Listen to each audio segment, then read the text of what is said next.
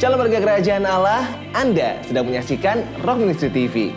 Rock Ministry TV hadir sebagai media yang merefleksikan kasih dan karya Kristus melalui konten audiovisual. Melalui program-program seperti khotbah, Bible study, renungan, kesaksian hidup, talk show yang membangun dan menguatkan, dan juga program praise and worship, Rock Ministry TV siap menjadi media yang mentransformasi hidup Anda. Subscribe YouTube channelnya sekarang juga dan tetaplah terhubung bersama kami melalui sosial media untuk mendapatkan schedule program yang lebih lengkap. Well, warga kerajaan Allah, selamat menikmati anugerah Tuhan yang tidak bisa dibatasi ruang dan waktu. Tuhan Yesus memberkati.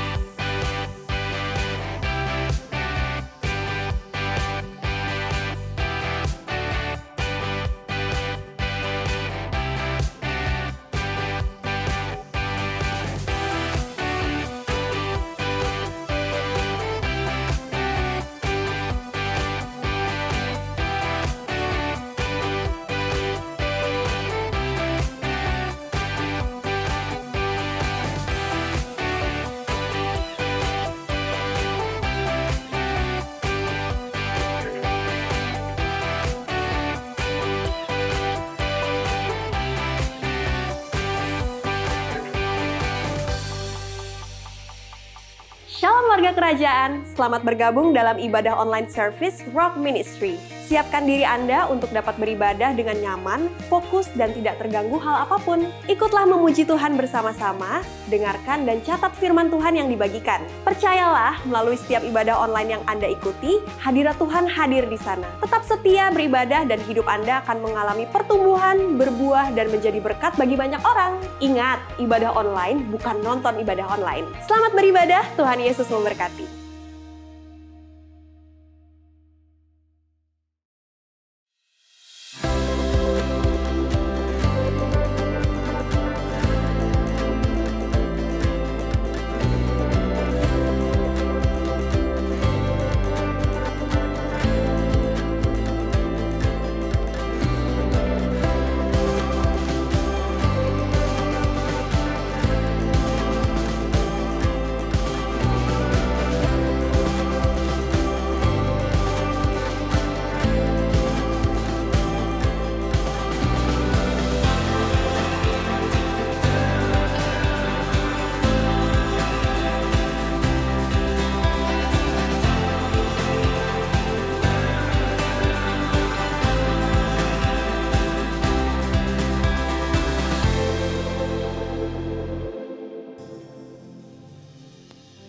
Musim akan selalu berganti, kasih Tuhan tetap abadi, tak akan berubah sampai selamanya. Ku tetap percaya, ku yakin Tuhan memberkati, ku yakin Tuhan melindungi,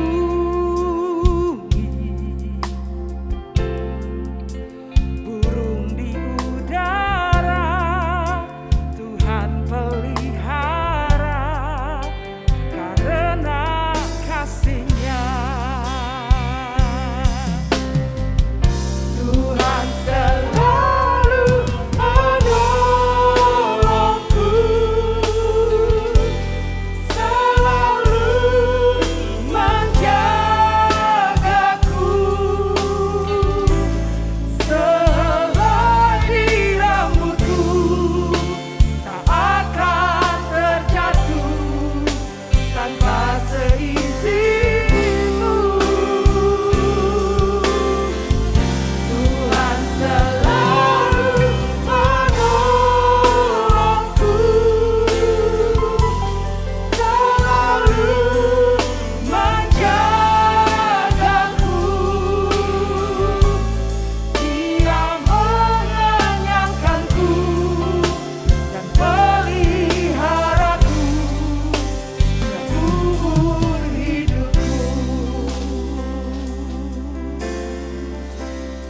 musim akan selalu berganti, kasih Tuhan tetap abadi, tak akan berubah sampai selamanya. Ku tetap percaya, ku yakin Tuhan memberkati, ku yakin Tuhan melindungi, burung di udara Tuhan pelihara, karena kasih-Nya.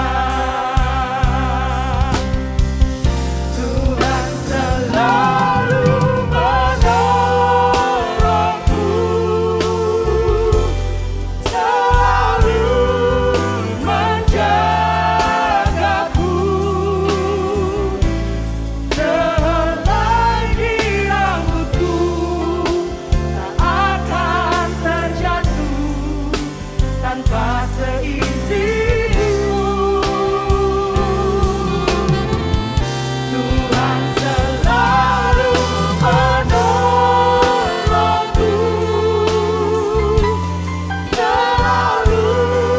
selalu menjagaku, Dia mengenyangkanku dan peliharaku seumur hidupku.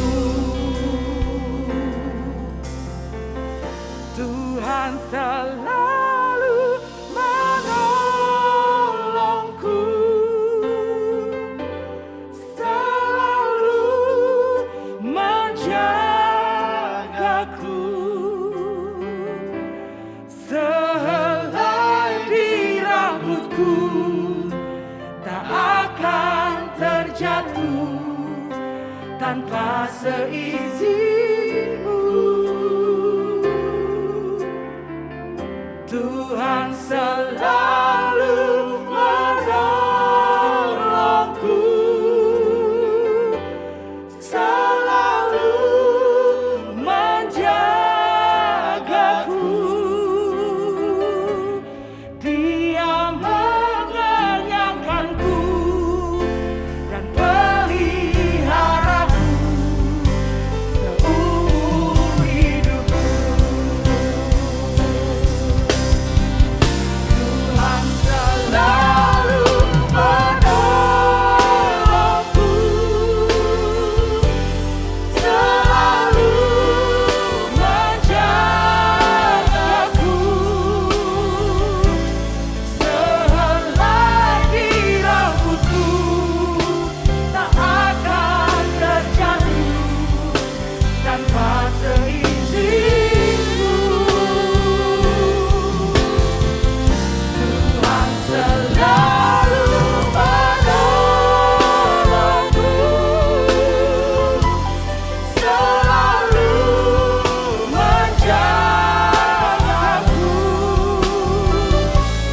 Dia mengenyangkanku dan peliharaku seumur hidupku. Dia mengenyangkanku dan peliharaku seumur hidupku. Dia mengenyangkanku dan peliharaku seumur hidupku.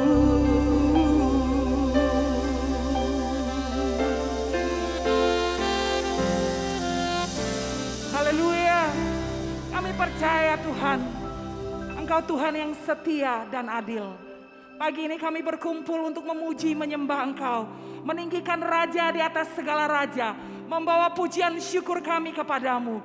Terpujilah namamu Tuhan Yesus, kekal selama-lamanya.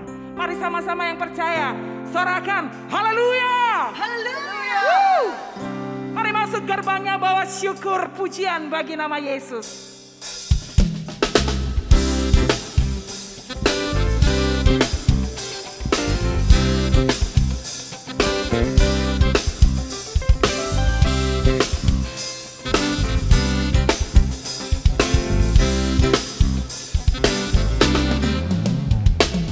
Masuk gerbangnya bersyukur dengan penuh pujian, bersuka di hadiratnya, nyanyi besarkan agung namanya, puji dia tiuplah sangkakala, musik dan tarian, semua makhluk di bumi di surga dengan segenap hati naikkan pujian.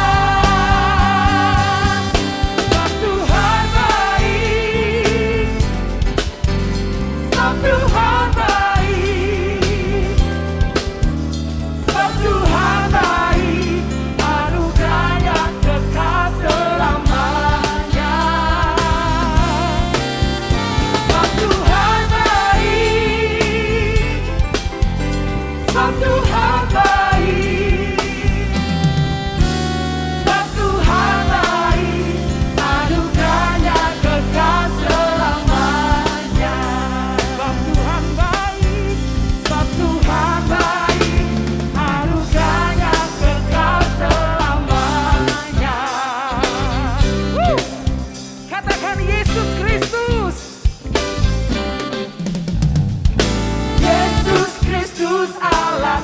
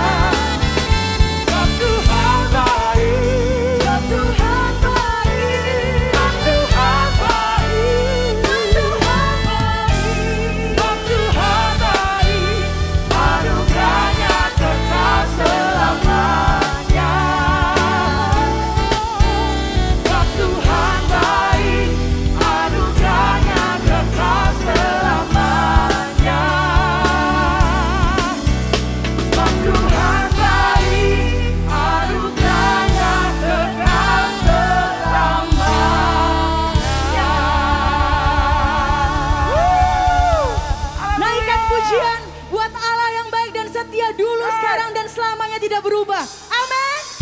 Haleluya.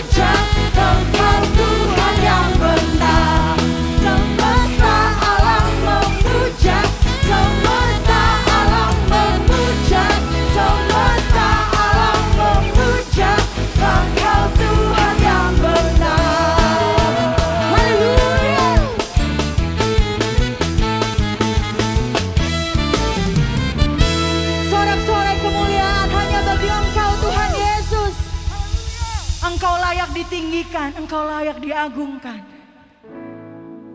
Apapun yang terjadi dalam kehidupan kami, Engkau tetap Tuhan yang baik. Kasih karunia-Mu, kasih setia-Mu tidak pernah habis dalam kehidupan kami, Tuhan. Haleluya. I love you, Lord, for your mercy never fails me. All my days I've been held in your hand.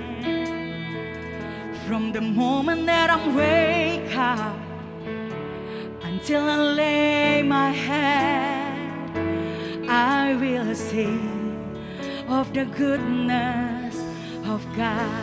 I love your voice. I love your voice. You have led me through the fire. Yes, Lord. Darkness night. You are close like no other. I've known you as a father. I've known you as a friend. I have lived for the goodness of God.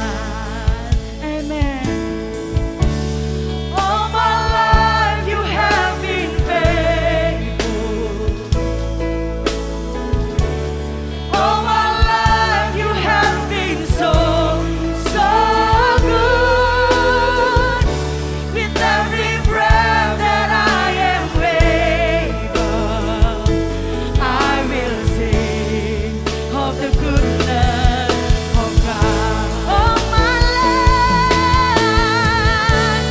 All my life you have been faithful.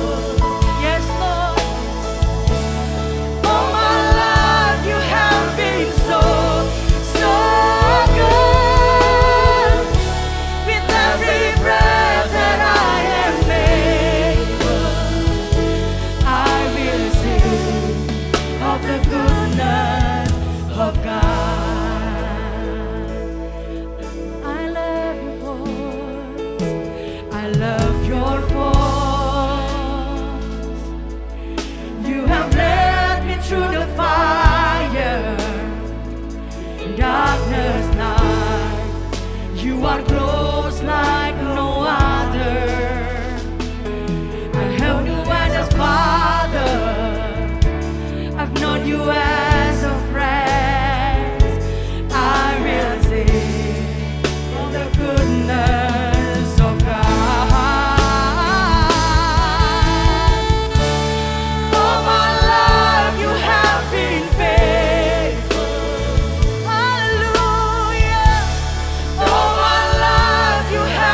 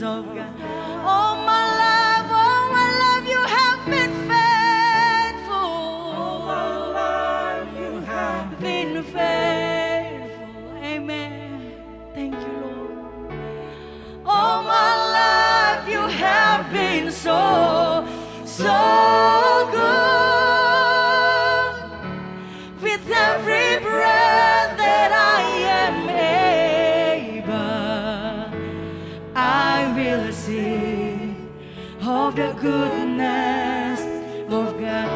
Even when I don't see it, you work here. Even when I don't feel it, you work here. You never stop working. You never stop. Amen. You never stop. Even when I don't see When it, I don't see it, you work here. Even when I don't feel it, you work here. You never stop working. never stop. Hallelujah. Even when I don't see it, you work it.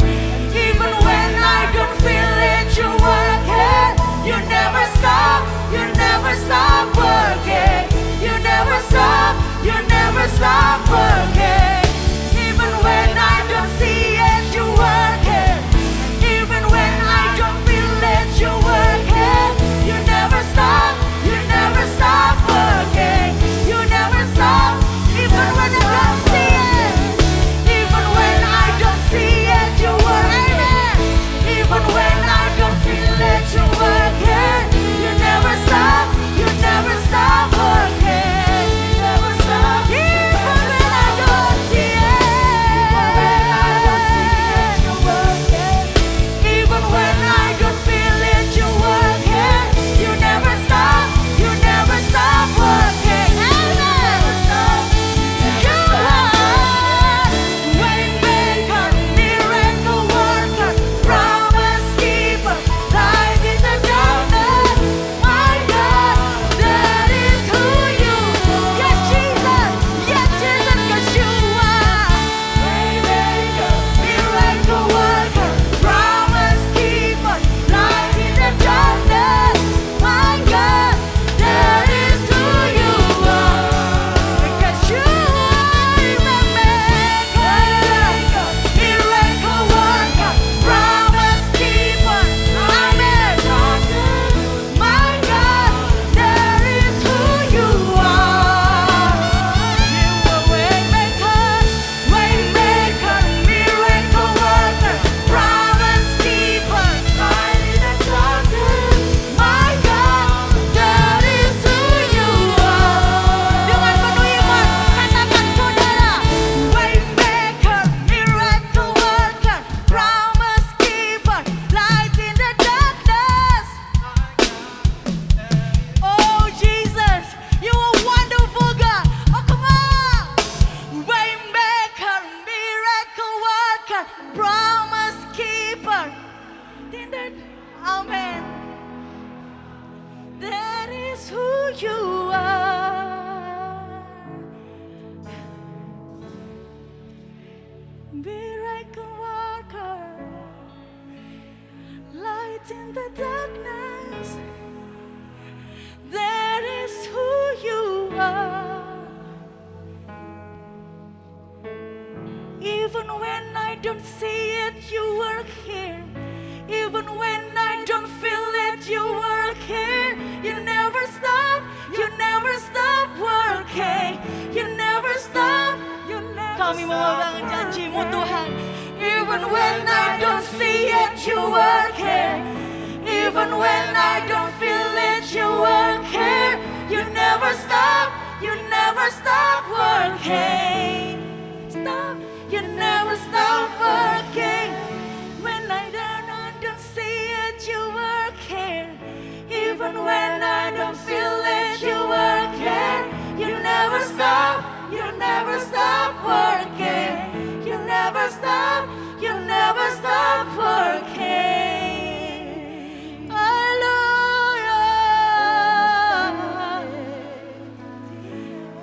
Kami naikkan pujian kami padamu Tuhan. Oh haleluya.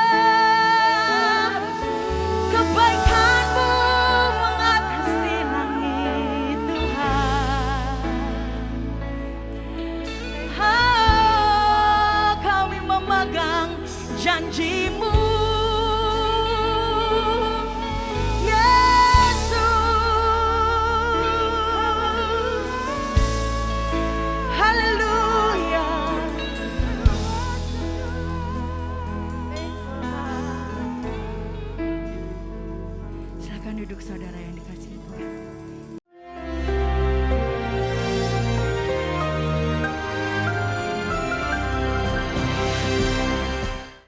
Shalom warga kerajaan, kita sudah mendengar satu hukum yang ada rewardnya, yaitu hukum kelima dalam Keluaran pasal 20, 10 perintah Allah.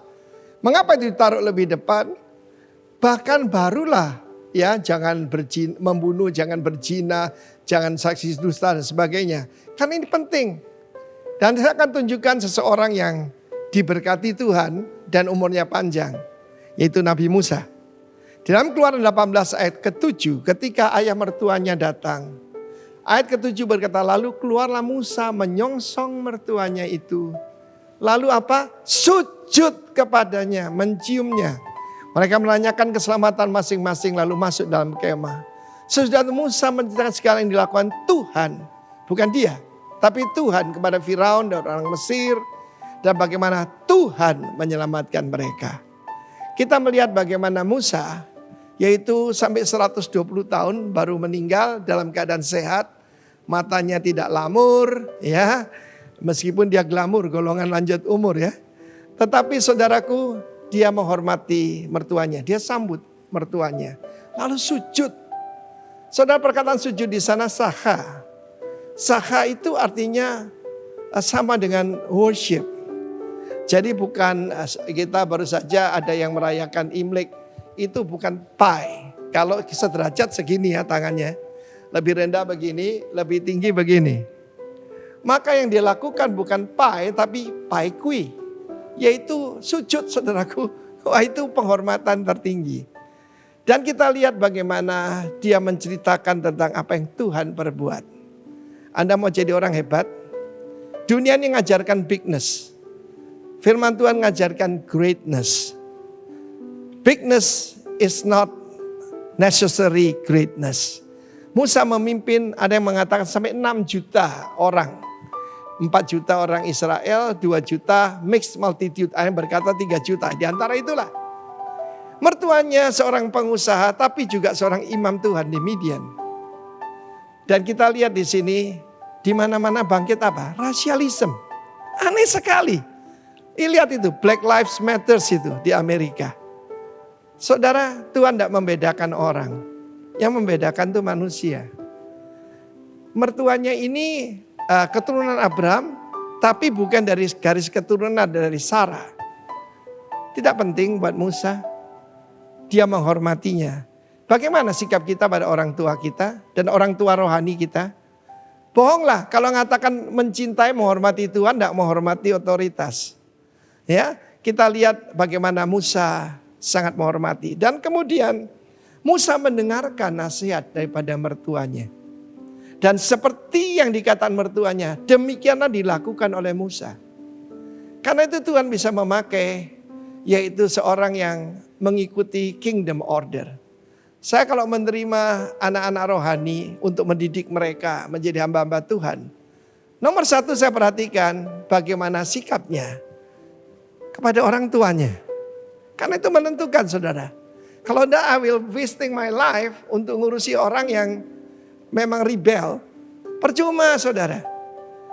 Ya, hormati orang tuamu ketika mereka sudah tua, mungkin sudah pensiun. Barang siapa tidak menghormati orang tuanya, firman Allah berkata kitab Amsal, matanya akan dipatuk oleh gagak lembah. Gagak lembah gambaran daripada kuasa kegelapan dan mata berbicara vision. Ya, kalau saudara ingin berbahagia, hormati orang tuamu. Dan ini bukan perintah kuno yang sudah out of date. Firman Tuhan itu kekal. Karena itu saya sangat menghormati. Saya berikan contoh tentang bagaimana saya menghormati bapak rohani saya. Ketika ada seorang jemaat memberikan saya mobil saya yang lama diganti mobil BMW baru 2001 nih saudara. Saya sukacita, saya lapor kepada beliau dan beliau berkata gini, Arifin, kamu itu enggak ngerti mesin. Ya, padahal bapak saya itu montir, saudara, saya malu sekali. Kamu enggak ngerti mesin, jangan beli BMW katanya, beli aja Mercedes. Akhirnya ya saya beli Mercedes yang second dengan biaya yang sama. Beliau sudah bersama Tuhan Yesus, tapi hari-hari ini ditawarkan mobil bagus yaitu BMW X5 dengan harga yang sangat miring saudara. Beliau sudah enggak ada, tapi pesannya tetap saya ambil. BMW mobil terlalu hebat saudara ya. Tetapi hanya karena pesan orang tua, saya menghormati beliau. Karena kita sebagai umat Tuhan berpikir kekekalan. God bless you warga kerajaan. Look at me. Saya berbahagia dan dipanjangkan umur saya di bumi. God bless you. Amin. Shalom warga kerajaan, salam sehat dan salam damai sejahtera dalam Kristus Yesus Tuhan kita. Menghadapi keadaan saat ini janganlah kita menjadi takut. Ingat janji Tuhan dalam hidup kita. Tetap berserulah kepada Tuhan. Lakukanlah dengan tekun, setia, dan juga taat. Maka Ia akan memberikan jalan keluar dan membela perkara kita. Warga kerajaan, apa yang Tuhan coba untuk tunjukkan kepada kita melalui keadaan sulit saat-saat ini, hari-hari ini. Dalam kitab Yesaya 37 ayat 30 menuliskan, dan inilah yang akan menjadi tanda bagimu, hai Hizkia. Dalam tahun ini orang makan apa yang tumbuh sendiri. Dan dalam tahun yang kedua, apa yang tumbuh dari tanaman yang pertama. Tetapi dalam tahun yang ketiga, menaburlah kamu, menuai, membuat kebun anggur, dan memakan buahnya.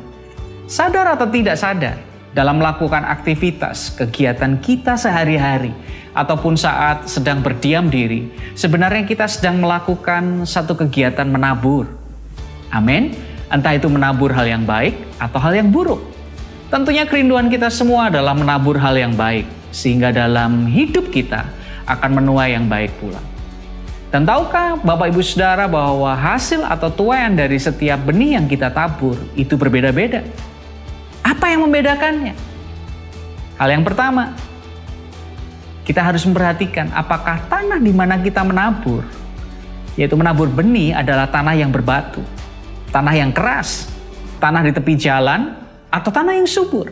Semakin subur ladang atau tanahnya, maka semakin berlipat panen yang akan kita tuai. Amin. Yang kedua, kita sebagai penabur, kita harus tahu betul waktu dan saat yang tepat kapan untuk menabur. Jika kita ingin apa yang kita tabur menjadi tidak sia-sia. Kemudian yang tidak kalah penting adalah merawat benih itu sendiri. Benih yang baik akan menghasilkan buah yang baik. Benih yang dirawat dengan baik hingga waktu panen, maka benihnya tidak akan kosong. Kita akan mendapat benih yang gemuk, berisi, dan bertumbuh dengan baik. Yang keempat, hal selanjutnya adalah ketika kita dengan setia, dengan tekun, dan penuh kesabaran mengerjakannya, maka Tuhan akan menentukan kapan saat terbaik untuk menuai tiba. Wow! Warga kerajaan, jika hari-hari ini kita belum menuai, maka kita harus belajar mengetahui kenapa taburan kita belum menghasilkan tuaian yang maksimal. Gaya hidup penabur harus selalu ada pada setiap kita warga kerajaan. Sekalipun berada di tengah situasi atau keadaan yang sulit seperti sekarang ini, jangan makan semua hasil panen kita. Harus ada benih-benih yang ditanam. Karena di tahun ini kita hidup dari apa yang pernah kita tabur sebelumnya. Dan di masa yang akan datang, apa yang kita tabur hari-hari ini akan bertumbuh dan kita akan menuainya. Haleluya. Garis bawahi hal ini. Di masa-masa kesulitan, kesukaran, kekeringan yang kita hadapi, jangan pernah kita makan benih yang seharusnya kita tabur. Pada tahun yang ketiga, dalam versi terjemahan The Passion Translation dikatakan di sana, life will be normal again. Artinya apa bagi kita? Artinya adalah bahwa ada pengharapan bagi setiap kita. Ada masa depan tersedia bagi para penabur. Yang percaya katakan amin. Oleh sebab itu, milikilah gaya hidup yang murah hati. Marilah kita tetap menabur dalam segala keadaan, karena apa yang kita tabur tidak akan pernah sia-sia. Selain itu, apa yang kita tabur itu juga yang akan kita tuai. Jika kita berhenti menabur, maka kita akan berhenti untuk menuai juga. Dalam ibadah online service kita hari ini, kami memberi kesempatan setiap warga kerajaan Allah yang mengerti akan kebenaran firman Tuhan ini dan diberkati dengan pelayanan kami serta rindu untuk mendukung pekerjaan Tuhan lebih lagi. Kami telah menyediakan beberapa cara yang warga kerajaan bisa lakukan untuk menabur hari ini. Yang pertama, dengan scan QR Code yang tersedia bagi warga kerajaan yang mau menabur melalui electronic payment.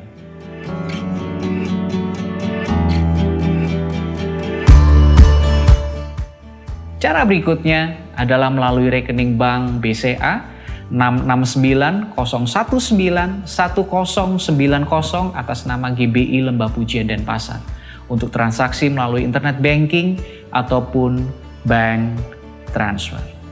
Mari kita berdoa. Bapa, berikan setiap kami hikmat-Mu untuk mengelola setiap berkat yang Engkau percayakan atas kami. Kami mau menyisihkan berkat yang kami terima untuk ditabur dalam ladang-Mu ya Tuhan. Kami percaya dengan penuh iman kami bahwa penyediaan dan pemeliharaan yang sempurna itu datangnya dari Tuhan. Rotinya disediakan dan air minumnya terjamin bagi setiap orang percaya yang mengandalkan Tuhan. Kami siap menabur dengan limpah ucapan syukur dan sukacita. Amin. Selamat menabur warga kerajaan. Just remember that life will be normal again. God bless you.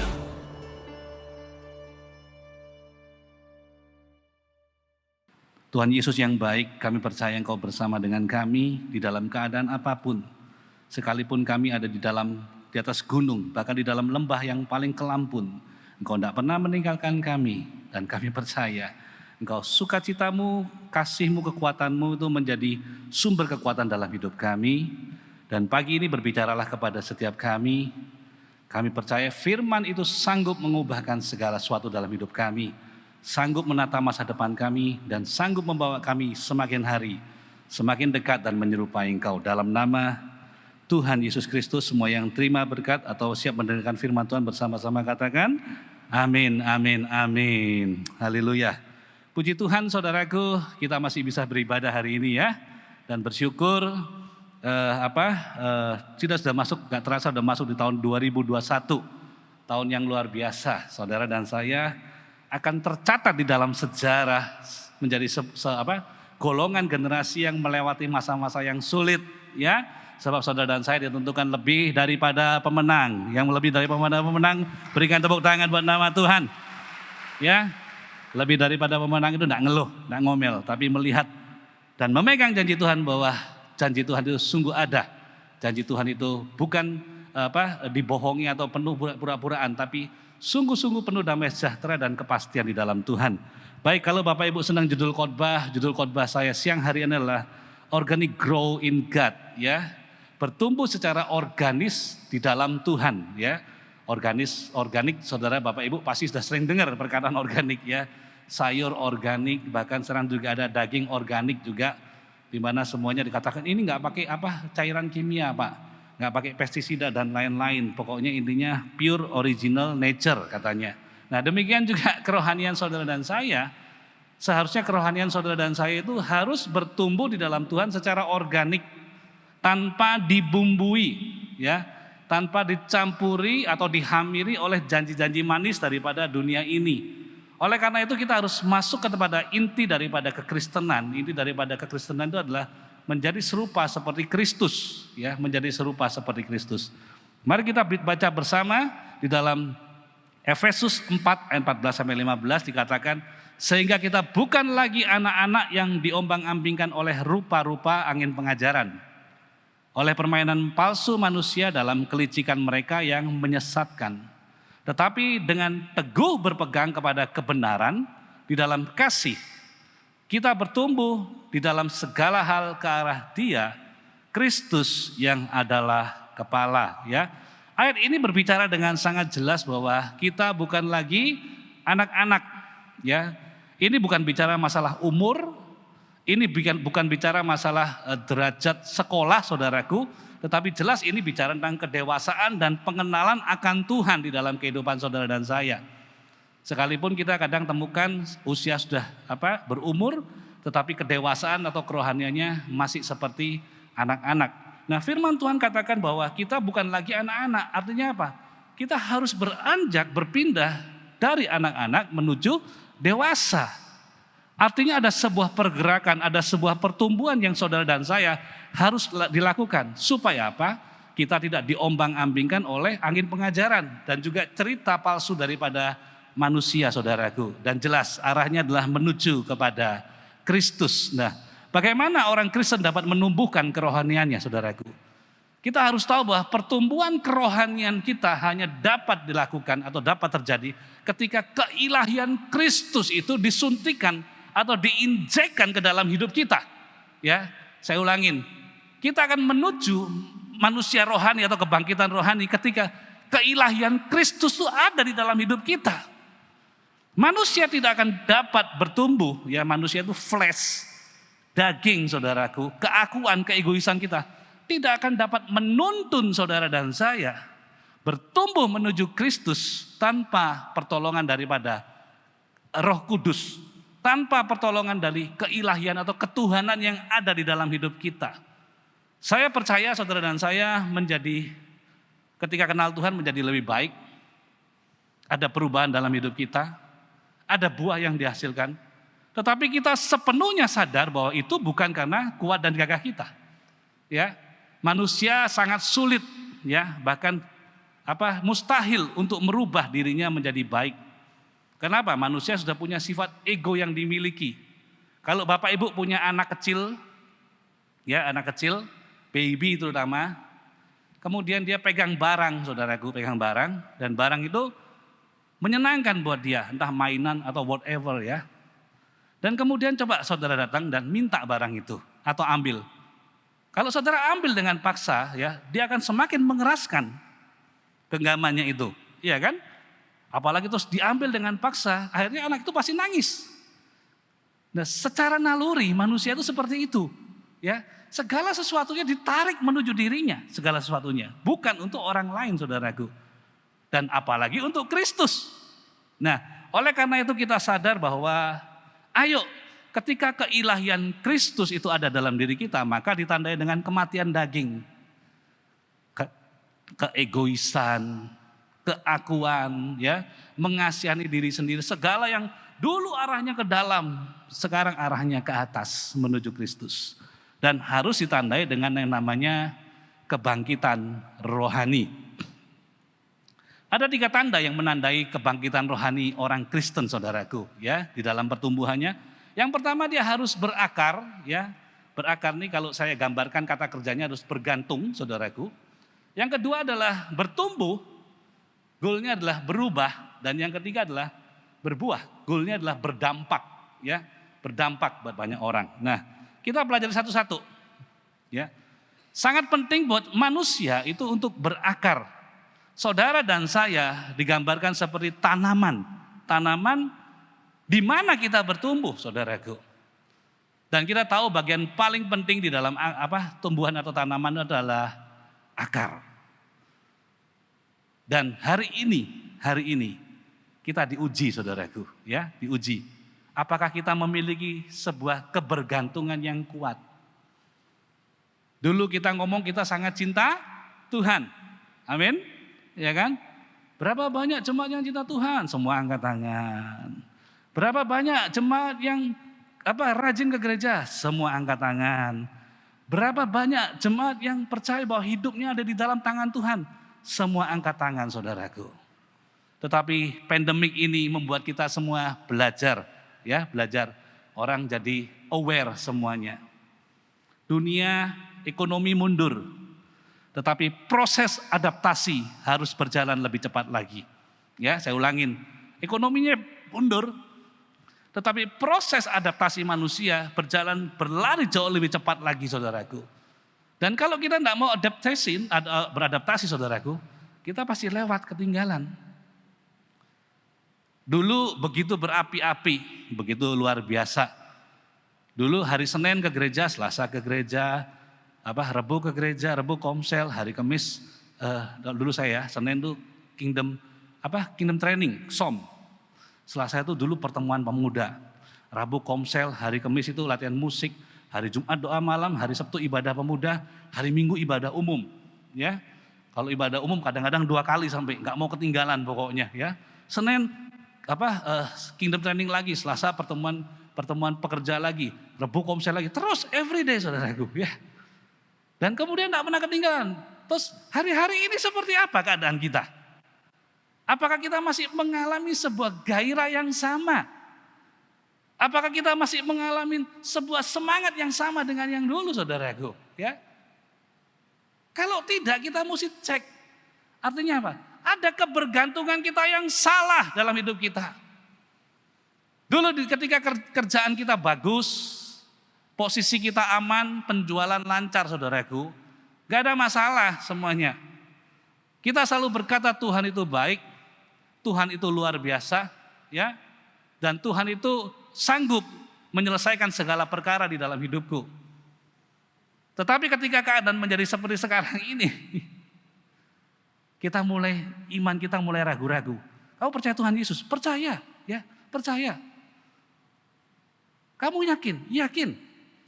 Tapi semangat kita tambah lama tambah turun. Tambah hilang. Nah, Tuhan itu Tuhan yang menguji. Kalau kita dikatakan kita bergantung kepada Tuhan, Tuhan akan uji hidup saudara dan saya. Tetapi ada kabar baik buat kita semua pagi hari ini. Kalau hari-hari ini keadaan kita mungkin letih lesu, berbeban berat, bahkan mengalami tekanan yang begitu luar biasa. Kitab Ayub 14 ayat 7 dan 9 mencatat, karena bagi pohon masih ada harapan apabila ia ditebang. Ia bertunas kembali dan tunasnya tidak berhenti bertumbuh. Apabila akarnya menjadi tua di dalam tanah dan tunggulnya mati di dalam debu, maka bersemilah ia setelah diciumnya air dan dikeluarkannyalah ranting seperti semai. Saudaraku yang dikasihi Tuhan, mungkin keadaan kita ngalamin seperti ini hari-hari ini. Akar kita mulai kering saudaraku, jadi tua, tunggulnya mati di dalam debu. Hopeless, gak punya pengharapan. Tetapi pegang janji Tuhan, pegang firman Tuhan dikatakan, setelah diciumnya air, maka dikeluarkannyalah ranting. Air bicara tentang Roh Kudus, tentang sumber, tentang kehidupan saudaraku. Saya percaya masa inilah masa ujian buat saudara dan saya. Apakah kita bergantung sepenuhnya kepada Tuhan atau tidak? Karena ujian kita sesungguhnya bukan dari mulut kita, bukan dari seberapa rajin kita hadir, tetapi hari-hari ini menjadi ujian buat saudara dan saya. Ya, saya lanjutkan. Kalau saya tanya berapa banyak yang dekat sama Tuhan, semua ngomong dekat sama Tuhan pasti. Ya, tapi mari kita bawa saudaraku sebuah alat uji ini. Ketika saya berdoa, Tuhan bicara seperti ini, ya. Kedekatan kita dengan Bapa digambarkan dengan apa? Rasa aman yang kita miliki dalam hidup kita. Apakah ada damai sejahtera dalam hidup kita hari-hari ini? Apakah kita mulai khawatir tentang hari esok, masa depan, pekerjaan, anak, cucu, dan semuanya saudaraku? Artinya apa? Seolah-olah Tuhan mulai runtuh kuasanya. Seolah-olah Tuhan mulai kehilangan kuasa saudaraku untuk mengatur kehidupan dan masa depan saudara dan saya. Kalau kita bicara bahwa kita dekat sama Tuhan, mari kita uji. Apakah hari ini kita punya rasa aman dalam hidup kita? Firman Tuhan katakan dengan jelas bahwa damai sejahtera yang melampaui segala akal. Wow, ya. Damai sejahtera yang melampaui beyond, ya. Melampaui segala akal. Artinya apa? Akal kita kan mikir kan, besok bagaimana, lusa, ke depan, kehidupan saya seperti apa. Tapi damai sejahtera Tuhan itu melampaui segala akal. Kalau Bapak Ibu punya anak kecil, nah ini gambaran yang paling gampang. Ya, tempat paling aman anak kecil itu di mana? Di dalam gendongan orang tuanya, dekapan orang tuanya. Saya masih ingat ketika anak-anak saya itu masih SD ya rata-rata ya. Sekarang udah teenager semua. Itu dulu itu mereka itu sudah kita siapkan kamar sendiri-sendiri ya. Tetapi every day, setiap hari tidurnya di mana? Di kamar kita. Ya, saya sama istri tidur ada kamar sendiri dan mereka itu udah kita siapin kamar. Anak-anak saya itu 3 orang. Dan setiap hari itu mereka boyongan bawa apa? Bawa kasur lipat satu-satu. Kasur lipat, yang gede bawa kasur lipat, yang nomor 2 pasang kasur lipat, yang ketiga bawa kasur lipat. Kemudian mereka bawa apa? Bantal guling sendiri, kemudian mereka bawa kasur sendiri, selimut sendiri. Kita ngomong, "Hey, kamu sudah punya kamar sendiri." Ya enggak apa-apa, paling enak di sini gitu loh. Padahal mereka udah disiapin di kamarnya, udah maksudnya tempat tidur yang layak, saudaraku ya. Pokoknya nyaman, sudah ada kloset atau toiletnya, udah nyaman kamarnya. Tapi enggak enak di kamar papa mama, enak di kamar mama. Kenapa? Mereka merasa nyaman. Sekalipun tempat tidurnya jauh, itu kasur lipat, saudaraku. Tapi mereka merasa ini adalah tempat paling aman di dalam kehidupanku. Nah, demikian juga saudara dan saya ya, ketika kita masih kecil. Ketika kita masih kecil dan punya masalah, saudara tidak akan lari kemana-mana, saudara akan lari cari papa atau mamamu. Betul kan? Yang benar, yang mengerti lambaikan tangan atau yang pernah ngalamin. Nah, hari ini keadaan saudara dan saya ketika kita ngalamin masalah, kita mau lari kemana? Kita bingung cari orang pintar, kita buka Google, kita cari pendapat ahli dan lain-lain, saudaraku. Kita tidak lari menuju sang Bapa. Berakar artinya bergantung sama Tuhan, saudaraku. Ketika kita gagal bergantung sama Tuhan, maka rasa damai sejahtera, rasa aman dalam hidup kita akan terkikis dari hari ke hari.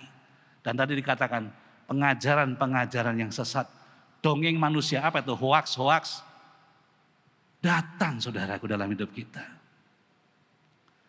Ini lagi gencar-gencarnya vaksin kan? Ya, berapa banyak yang sudah vaksin? Angkat tangan. Puji Tuhan ya, beberapa ada 10-an lah ya. Yang belum cepetan daftar. Mumpung gratis, vaksinnya lagi banyak. Pak, saya di bawah 60 sudah boleh sekarang Mas. Ya, tinggal bawa KTP Bali. Saya enggak punya KTP Bali, minta surat domisili dari Pak Klian. Cepetan, kenapa? Kalau semuanya vaksin, saudara ibadah tenang, akan tercipta herd immunity. Di rumahmu juga tenang, saudaraku. Tapi saya masih takut Pak divaksin. Nanti efek sampingnya gimana? Kemarin saya dengar habis divaksin langsung mati. Ya itu mati bukan gara-gara vaksin. Ya, bukan gara-gara vaksin gitu loh.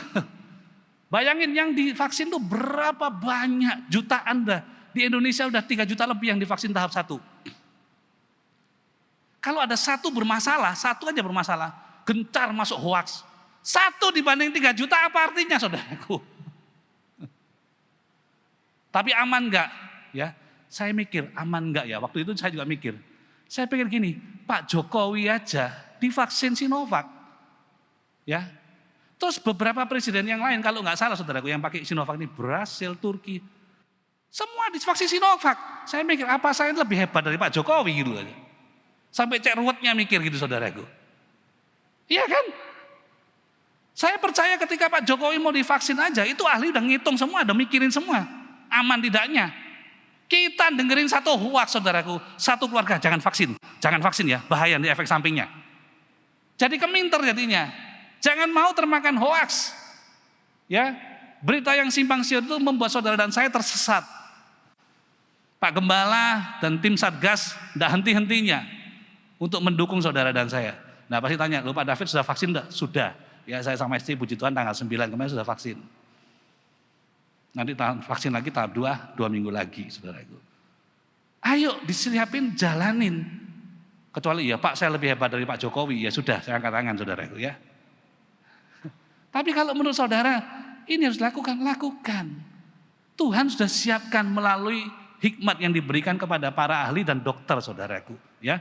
Kemudian Pak, bagaimana saya bisa bergantung dengan sepenuhnya? Caranya cuma satu. Yesus harus semakin bertambah.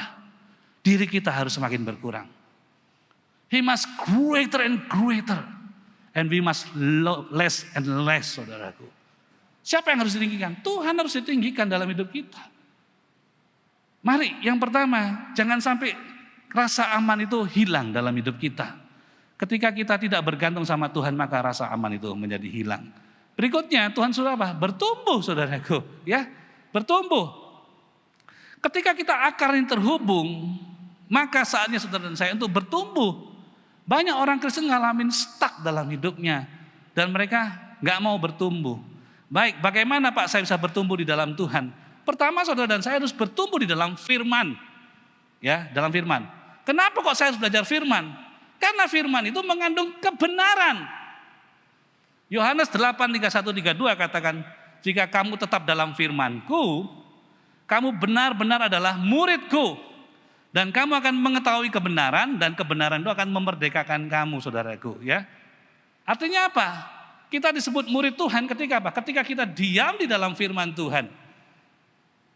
Bagaimana supaya tahu firman Tuhan? Baca firman Tuhan, renungkan firman Tuhan, dengarkan firman Tuhan, saudaraku. Lihat firman Tuhan. Kok bisa dilihat? Pakai video, saudaraku ya. Firman Tuhan itu memerdekakan, saudaraku. Kebenaran itu memerdekakan. Dulu saya percaya hidup saya dalam kutuk, ya, dalam kutuk dosa, dalam kutuk nenek moyang, dan kehidupan keluarga kami dulu begitu luar biasa susahnya, saudaraku. Satu hari cukup untuk makan satu hari.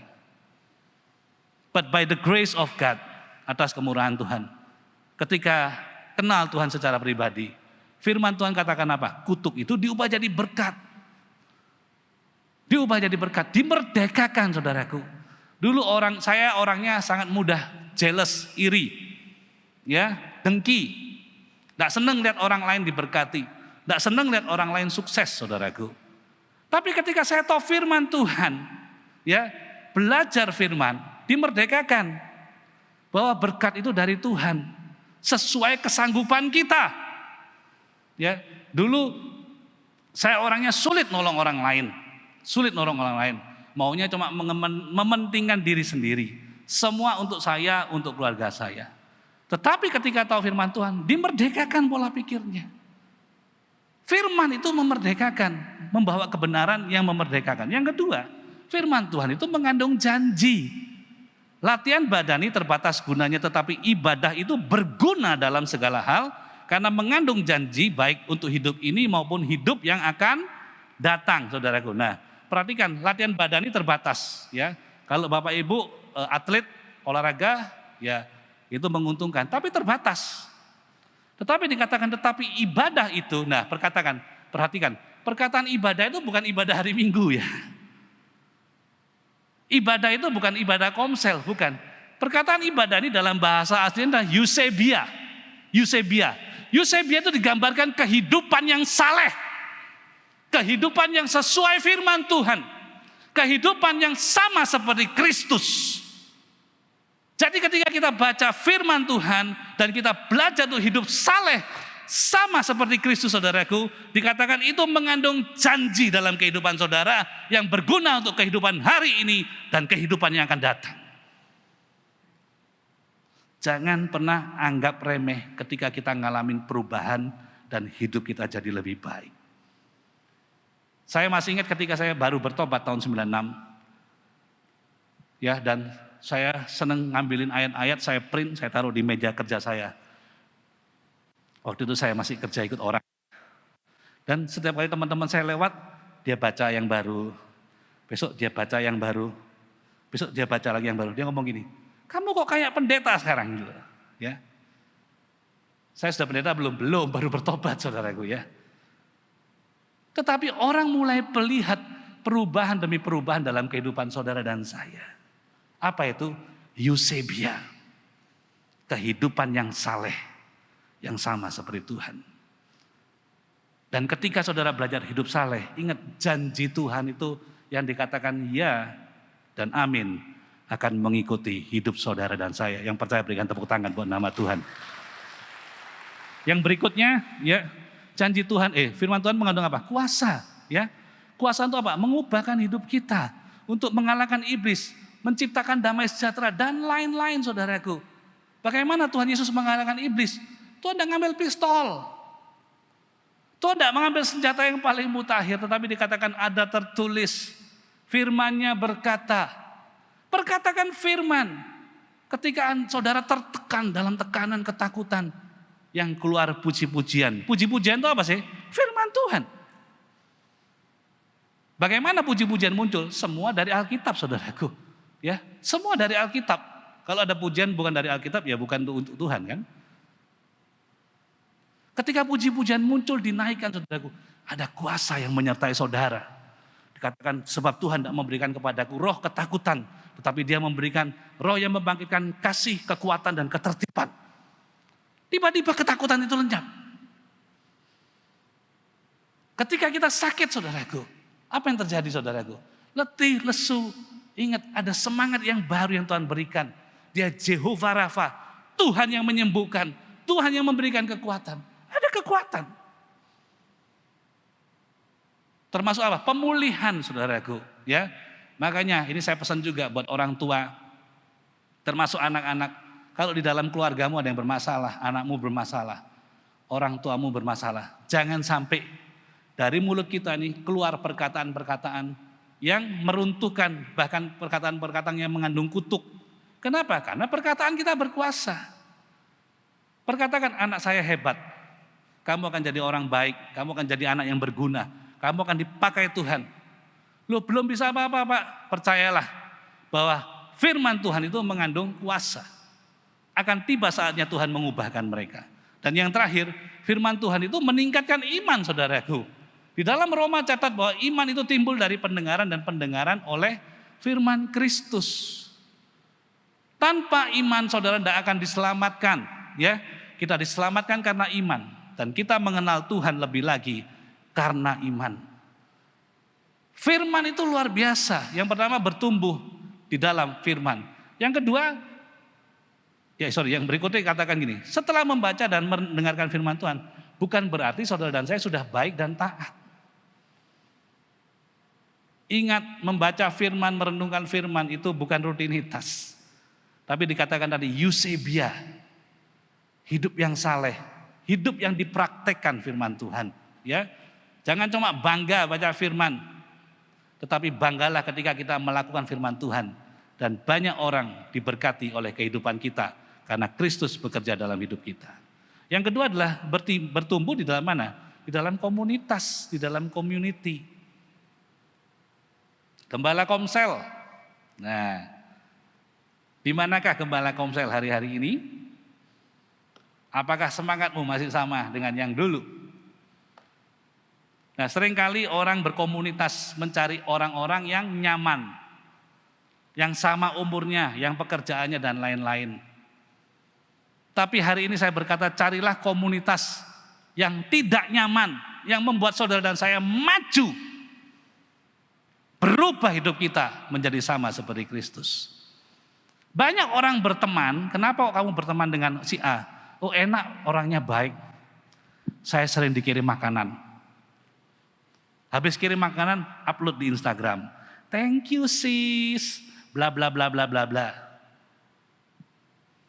Jadi baiknya itu cuma gara-gara apa? Dikirim makanan. Kalau tidak kirim makanan baik enggak?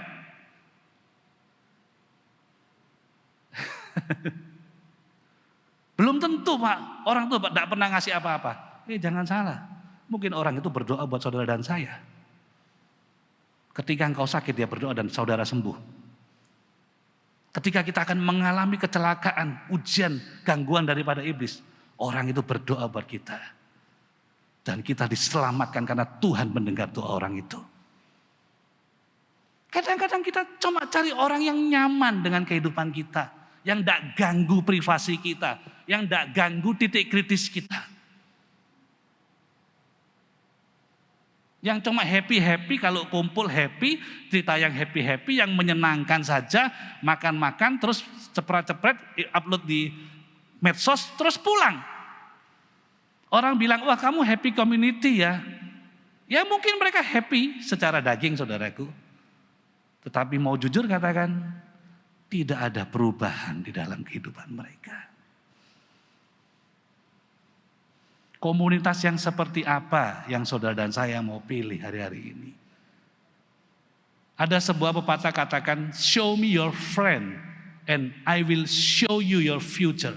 Itu benar saudaraku. Tunjukkan kepadaku temanmu, maka tak tunjukkan masa depanmu. Termasuk di gereja ya, kita bukan cari komunitas untuk cari aman, bukan. Salah, kita cari komunitas untuk bertumbuh. Dan untuk bertumbuh tidak enak loh saudaraku ya. Dipaksa maju, dipaksa belajar, dipaksa berubah hidup saudara dan saya. Ya kan, perubahan kita ini kebanyakan dipaksa. Karena jarang orang yang mau hidupnya biasa-biasa, kebanyakan orang hidupnya seperti ini saja. Corona memaksa saudara dan saya, kita berapa ratus orang ini, semua pakai masker. Semua ikutin protokol kesehatan. Dulu suruh cuci tangan, boro-boro saudaraku, mandi aja jarang. Sekarang mau kemana cuci tangan, masuk apa cuci tangan, pakai hand sanitizer, pakai ini, pakai itu. Dipaksa kita. Saya mau katakan, kebanyakan pertumbuhan kerohanian kita karena dipaksa. Dan kalau dipaksa jangan marah. Karena memang Tuhan mau saudara saya bertumbuh di dalam komunitas itu. Sangat disayangkan ketika kita di dalam komunitas Kristen, tetapi komunitas itu tidak mengalami apa-apa dalam kelompoknya atau komunitinya, saudaraku. Jangan cari komunitas yang nyaman. Cari komunitas yang membuat saudara dan saya berubah dan maju. Yang ketiga, saya bertumbuh di dalam mana? Bertumbuh di dalam proses rencana Tuhan. Rencana Tuhan enak enggak? Ya. Orang Kristen selalu ngomong rencana Tuhan enak. Hati-hati saudaraku ya, kita mesti berpikir dan percaya bahwa kehidupan kita di dalam Tuhan itu harus melalui jalan via dolorosa, jalan kesengsaraan. Kita harus mengikuti teladan Tuhan Yesus. Jangan sampai berpikir bahwa jadi orang Kristen itu nyaman, diberkati, kaya, punya ini, punya itu, terkenal, saudaraku. Bukan. Tuhan Yesus katakan barang siapa mengikut aku, dia harus menyangkal dirinya, memikul salibnya, dan mengikuti jalanku. Daud menulis di dalam Mazmur 119 ayat 32 katakan gini, aku akan mengikuti petunjuk perintahmu sebab engkau melapangkan hatiku. Di dalam bahasa Inggrisnya katakan, I will run the course you lay out for me if you will just show me how. Aku akan berjalan mengikuti latihan yang Tuhan tentukan, ujian yang Tuhan tentukan, kalau Tuhan tunjukkan caranya. Artinya apa? Artinya adalah sekalipun susah Tuhan, tak jalanin. Tapi tunjukkan kepadaku. Berikan kekuatan yang baru untuk menjalani ini. Nah banyak orang Kristen, saudaraku, maju mengikuti ujian, tapi bukan jalannya Tuhan. Kemudian datanglah kepada gembalanya, Pak, saya terlibat ini, terlibat itu, ya, pinjaman online, masalah narkoba, masalah ini, masalah itu. Tuhan tidak pernah suruh seperti itu, saudaraku. Karena kita tidak pernah tanya sama Tuhan maunya apa dalam hidup kita. Daud sangat sadar dalam kehidupannya. Dia tidak akan bisa melewati jalan yang Tuhan tentukan kalau Tuhan tidak tunjukkan caranya. Demikian juga saudara dan saya tidak akan bisa melewati ujian itu kalau Tuhan tidak tunjukkan caranya. Tapi kalau itu jalan dari Tuhan, percayalah, dia Tuhan yang tidak pernah meninggalkan saudara dan saya. Dulu, sekarang, dan selamanya. Dia tetap ada dan akan ada. Dan pertolongannya selalu tepat pada waktunya, saudaraku. Ya, yang terakhir, saudaraku, kita disuruh apa? Berbuah, ya, berakar, bertumbuh, berbuah. Katakan berakar, bertumbuh, dan terakhir berbuah. Berbuah itu berdampak, membawa dampak, saudaraku, ya. Dan ini adalah goal, saudaraku, daripada kehidupan kita. Nah, kapan kita berhenti berbuah? Ketika kita fokus memikirkan diri sendiri. Kalau kita memikirkan diri sendiri, kita sedang berhenti untuk berdampak atau membantu orang lain. Kalau kita cuma fokus memikirkan keluarga kita, kita sedang berhenti untuk memberkati keluarga lain. Kalau kita hanya memikirkan komunitas kita sedang berhenti untuk memikirkan komunitas yang lain, saudaraku. Kunci daripada berbuah adalah berhenti memikirkan diri sendiri. Kenapa? Karena pohon yang tidak berbuah, ya, itu cuma ada akar dan dahannya, saudaraku. Ya, akar dan dahannya. Enggak ada buahnya. Sangat jarang, saudaraku, orang datang ngambil daun, ngambil ranting, ngambil dahan, jarang. Kecuali dia gede dan kuat, pohonnya baru dipotong untuk untuk keperluan yang lain, saudaraku. Tetapi sangat jarang. Buah ini yang ditunggu-tunggu oleh orang lain dalam kehidupan saudara dan saya. Buah ini juga sangat dinantikan, saudaraku, oleh Tuhan. Nah, Ada ayat di dalam Ibrani 6 ayat 7 sampai 8 firman Tuhan seperti ini. Sebab tanah yang menghisap air hujan, yang sering turun ke atasnya, dan yang menghasilkan tumbuh-tumbuhan yang berguna bagi mereka yang mengerjakannya, menerima berkat dari Allah. Berikutnya, tetapi jikalau tanah itu menghasilkan semak duri dan rumput duri, tidaklah ia berguna dan sudah dekat pada kutuk yang berakhir pada pembakaran. Kita mau jadi tanaman yang gimana saudaraku? Yang berguna atau semak duri? Bahkan di dalam Matius 21 ayat 19, ketika firman Tuhan katakan Tuhan mengutuk pohon ara yang tidak berbuah. Dekat jalan ia melihat pohon ara lalu pergi ke situ, tetapi ia tidak mendapat apa-apa pada pohon selain daun-daun saja. Katanya kepada pohon itu, engkau tidak akan berbuah lagi selama-lamanya, dan seketika itu juga keringlah pohon ara itu. Saya melihat dan membaca Alkitab saudaraku berulang-ulang. Saya cuma menemukan satu kali Tuhan Yesus mengutuk. Apa itu? Pohon ara yang tidak berbuah. Oh, begitu tragisnya saudaraku kehidupan orang Kristen yang tidak berbuah. Kenapa? Hidupnya kena kutuk. Tetapi mari ubah hidup kita adalah hidup yang penuh dengan berkat saudaraku. Ya, saya akan selesai dalam beberapa menit. Dengarkan suara Tuhan. Tadi ketika saya dibawa Tuhan ngomong gini, ya. Tapi kan kondisinya gini Tuhan, lagi sulit, lagi susah, ya kan? Apa yang mau disaksikan? Apa yang mau diceritakan hari-hari ini? Oh Tuhan tadi begitu baik saudaraku dan berbicara seperti ini. Coba bayangkan, ya. Khotbah Kristen, khotbah Kristus itu semua mengarah kemana? Ke salib. Amin. Ya. Semua kepada Tuhan Yesus, arahnya kemana? Ke salib Kristus. Bicara salib, bicara kematian, salib bicara kemuliaan, salib bicara pengorbanan, salib bicara keselamatan, salib bicara iman. Kapan Tuhan jadi saksi? Ketika dia menderita, saudaraku. Ketika dia menderita, tertulis di dalam Alkitab, dia menjalaninya dengan luar biasa. Membiarkan dirinya disiksa, pikul salib, disalibkan, dan dia berkata, tetelestai, sudah selesai. Saudara baca Bible, ya, Alkitab, baca Perjanjian Baru. 2/3 Alkitab ditulis oleh siapa? Perjanjian Baru. Rasul Paulus. Kapan Rasul Paulus tulis itu Alkitab, saudaraku? Oh, ketika dia ada di meja makan nongki-nongki, saudaraku, di kafe sambil screenshot gitu terus masuk Instagram. Bukan. Dia tulis kebanyakan ayat-ayat itu di mana? Di penjara. Saya bayangkan kehidupan orang Kristen sekalipun tertekan tidak boleh membuat dia berhenti berbuah, saudaraku. Yang percaya berikan tepuk tangan buat nama Tuhan. Justru di dalam kesesakanlah berbuah lebih lebat. Kitab Yohanes, ya, Wahyu ditulis di mana sih? Lagi nyaman di meja belajar, bukunya ada ribuan gitu, literaturnya banyak, bukan. Yohanes tulis di Pulau Patmos. Saudara tahu kenapa Yohanes ditulis dibuang ke Pulau Patmos?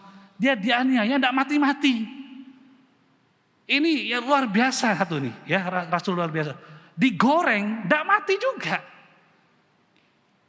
Akhirnya bohwat, ya sudahlah, buang aja ke Pulau Patmos.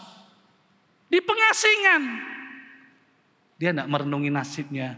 Tuhan katanya ikut engkau enak, Tuhan katanya engkau tolong. Enggak, saudaraku. Hari ini kembali saya katakan, tidak ada satu kuasa pun yang membuat saudara dan saya berhenti berbuah. Ketika engkau sungguh-sungguh berakar, saya minta pemain musik kembali. Ketika engkau sungguh-sungguh bertumbuh, gak ada satu kuasa yang dapat stop saudara dan saya berbuah buat kemuliaan nama Tuhan. Dan jangan mikir gini ya, kalau saya nabur, berbuah, atau saya dapat apa sih Tuhan? Jangan pernah mikir, saya masih ingat kesaksiannya Pak Gembala, Pak Arifin. Ya, ketika bulan 11 beliau divonis corona, ya, Pak Arifin ini kan sangat disayang Tuhan. Diselamatkan Tuhan dari berbagai macam penyakit, ya. Kanker getah bening, penyakit yang gak jelas, demam berdarah, terakhir kemarin COVID, saudaraku. Beliau bisa dirawat di mana? Di ini, RSPTN Udayana dengan luar biasa. Dirawat dengan begitu, dicintai oleh perawat di sana. Kok bisa Pak? Apakah karena hamba Tuhan? Betul ya. Tapi saudara tahu, setelah saya dengar ceritanya lagi ya, rekan-rekan kita di bukit itu di Gejarok yang di Jimbaran tuh, yang di bukit, yang di Ungasan. Gembalanya teman saya Pak Ferry Rose. Mereka ketika pandemi ini ya, jemaat kan lagi susah. Iya kan? Tapi dia dapat visi Tuhan, kasih makan orang. Bikin APD. Zaman itu APD susah. APD itu alat pelindung diri ya. Susah.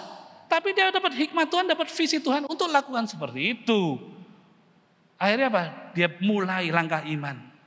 Bagi makanan setiap minggu 3 kali kalau nggak salah. Bagi APD nggak murah. Satu pieces itu nggak salah puluhan ribu satu. Entah 70, entah 80 ribu. Dimulai cuma bikin berapa ratus. Sampai akhirnya kalau nggak salah 3.000. Salah satu yang paling banyak dikirim itu apa? RSPTN Udayana. Makan siang dikirimin. Kalau mereka bagi makanan, APD dikirimin. Dan ketika mereka tahu bahwa yang sakit ini Bapak Gembalanya.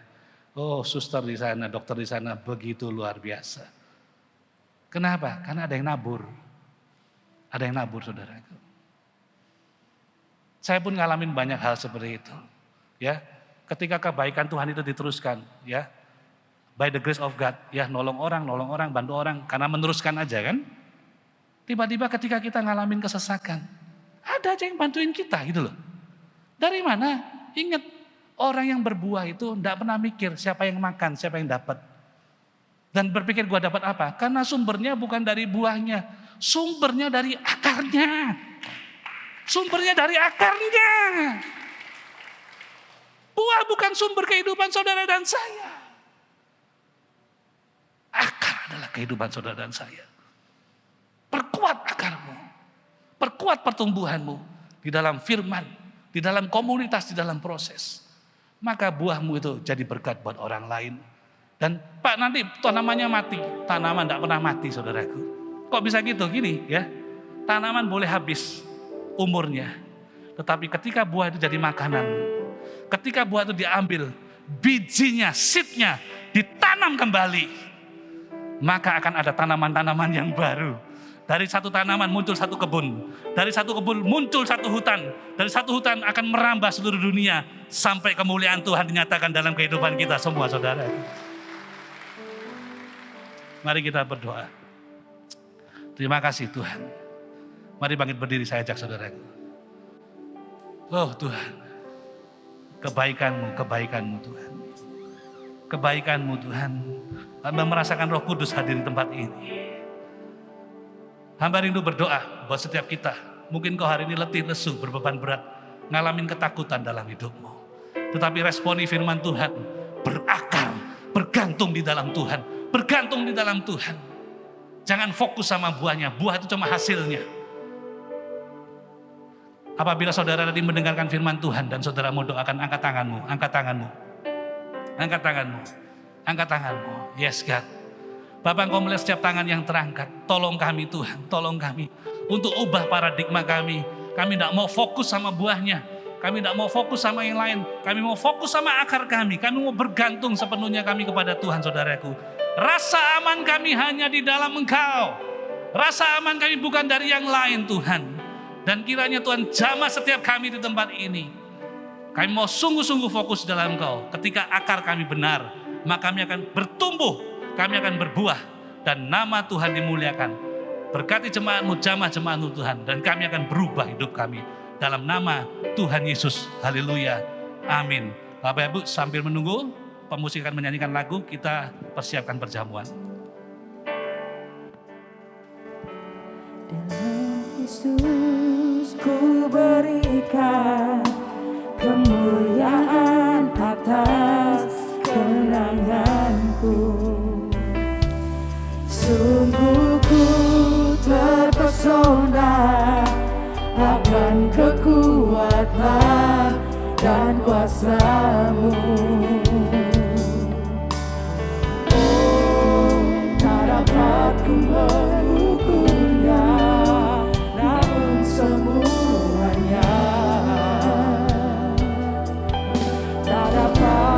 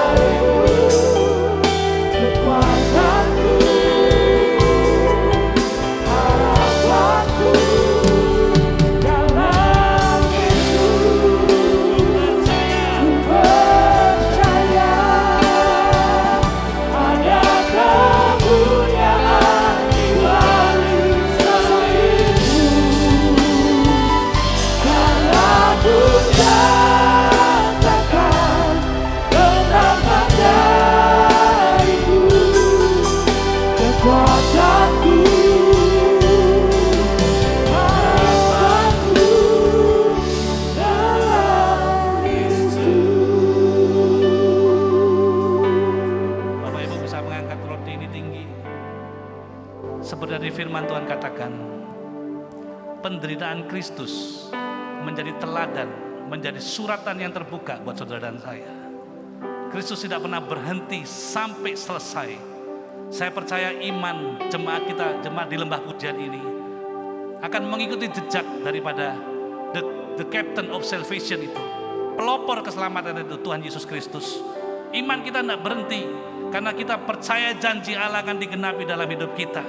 Apakah kerajaan yakin percaya bahwa roti yang kita angkat tinggi ini adalah lambang persekutuan kita dengan tubuh Tuhan Yesus Kristus. Mari kita makan dalam nama Tuhan Yesus.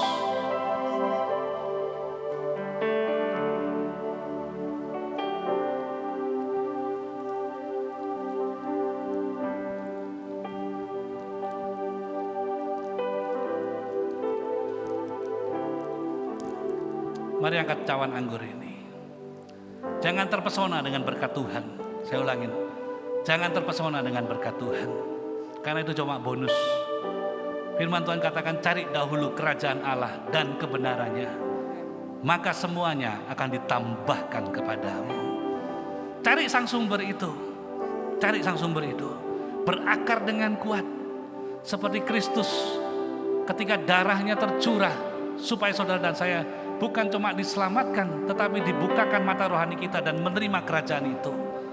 Dia menyelesaikannya supaya dia tidak menjadi yang sulung sendirian, tetapi dia membawa banyak orang, to bring many sons into glory.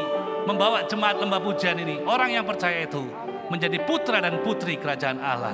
Apakah Bapak Ibu yakin percaya bahwa cawan anggur yang kita angkat tinggi ini adalah lambang persekutuan kita dengan darah Tuhan Yesus Kristus? Mari kita minum dalam nama Tuhan Yesus. Haleluya Tuhan. Kami bersungguh bersyukur Tuhan buat hari ini, buat pagi ini. Engkau sudah memperlengkapi kami dengan firman-Mu yang luar biasa dari hamba-Mu yang sudah begitu setia dan tetap melayani Engkau.